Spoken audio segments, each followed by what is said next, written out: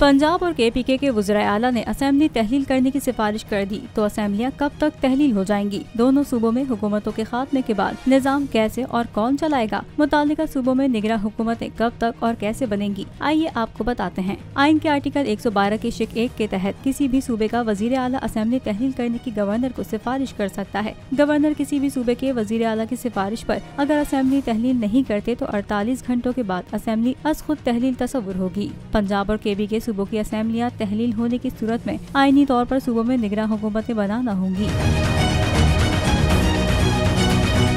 आइन के आर्टिकल 224 एक अलिफ के तहत दोनों सूबों की असेंबली तहलील होने पर निगरां काबीना का तकर्रुर होगा। निगरां वज़ीर आला का तकर्रुर गवर्नर जाने वाली सूबाई असेंबली के वज़ीर आला और कायदे हिज़्ब इख्तिलाफ की मुशावरत से करेगा। आइन के आर्टिकल 224 अलिफ के शिक 2 के तहत रुखसत होने वाली सूबाई हुकूमत के वज़ीर आला और कायदे हिज़्ब इख्तिलाफ का इस असेंबली की तहलील के 3 दिनों के अंदर किसी शख्स के बतौर निगरां वज़ीर आला तकर्रुरी पर इत्तेफाक करना होगा। अगर वज़ीर आला और कायदे हिज़्ब इख्तिलाफ असेंबली के तहलील होने के 3 दिनों के अंदर किसी शख्स की तकर्रुरी पर मुत्तफिक ना हो तो आइन के आर्टिकल 224 अलिफ की शिक 2 के तहत वो इनफरादी तौर पर नामजद करदा 2 नाम सूबाई असेंबली के स्पीकर की जानिब से फौरी कायम करदा कमेटी को अरसाल करेंगे। ये कमेटी रुखसत होने वाली असेंबली के 6 अरकान पर मुश्तमिल होगी, जिसमें हुकूमत और अपोजिशन को मसावी नुमाइंदगी हासिल होगी। कमेटी में मेंबरान की नामजदगी वज़ीर आला और अपोजिशन लीडर की जानिब से की जाएगी।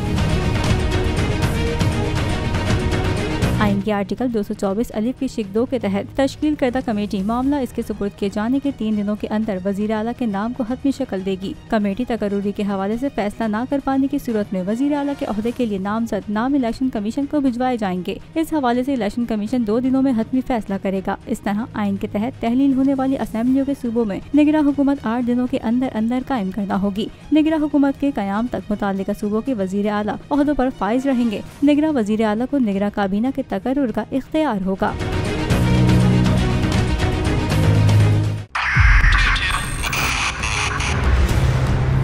2022 बहुत सारे तोहफे भी देके गया पाकिस्तान की आवाम को। पाकिस्तान की आवाम को एक तोहफा ये दिया कि आवाम को पता चल गया कि पाकिस्तान का मीडिया क्या है।